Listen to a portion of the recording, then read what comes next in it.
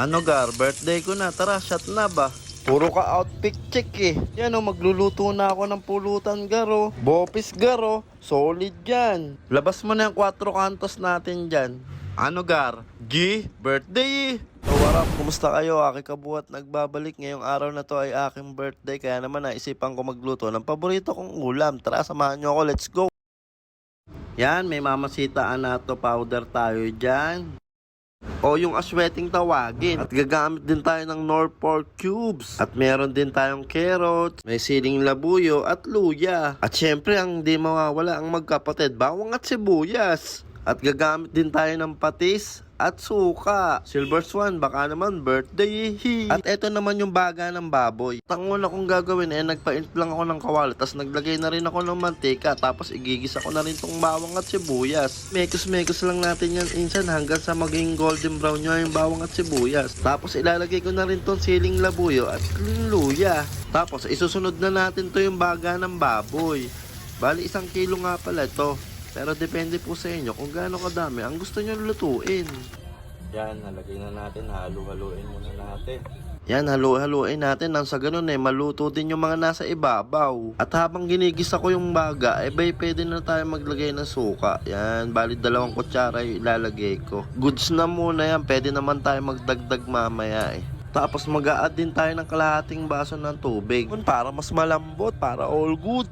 At tatakpan muna natin siya, pakukuluan natin siya ng 30 to 35 minutes. Habang pinapakuluan natin yung bagay, ilagay na natin tong Knorr pork cubes. Nang sa ganun mas masarap yung niluluto natin, bopis. Yan, mekos-mekos ulit natin yan insan. Nang sa ganun mas mabilis matunaw. Yung nilagay natin Knorr pork cubes. At takpan lang ulit natin siya at ituloy natin ang pagluluto sa kanya. At yan, ang anak ko, si Baby Yuri, kakagising lang. Yan, anak ko lang, sapat na, kahit wala tanggap na regalo.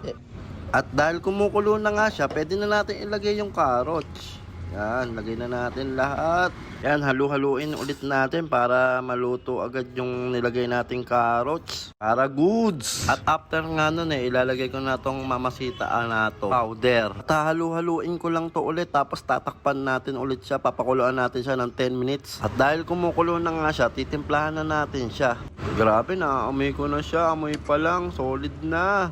So ayun, maglalagay na tayo ng patis. Bali 2 kutsarang patis lang pala ilalagay natin. Goods na yan. Pwede naman tayo magdagdag mamaya kung sakaling matabang pa.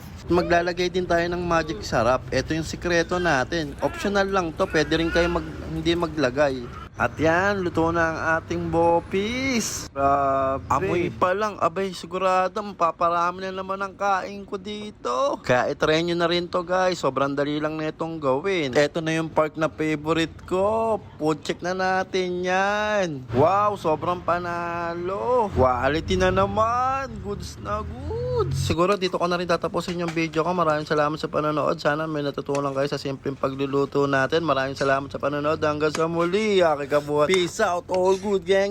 See you sa next vlog. Ang sipag magtututulog, kaya pita ka puyat. Imbis magbanat ng buto, nagunat ng butong may kasamang ikab. Ganong katamad, sabay-abasa ka magaling, magabang na malalaglag. At nagtataka ka pa kapag sabay sa mawala ka na nakakapkap. Clap, clap.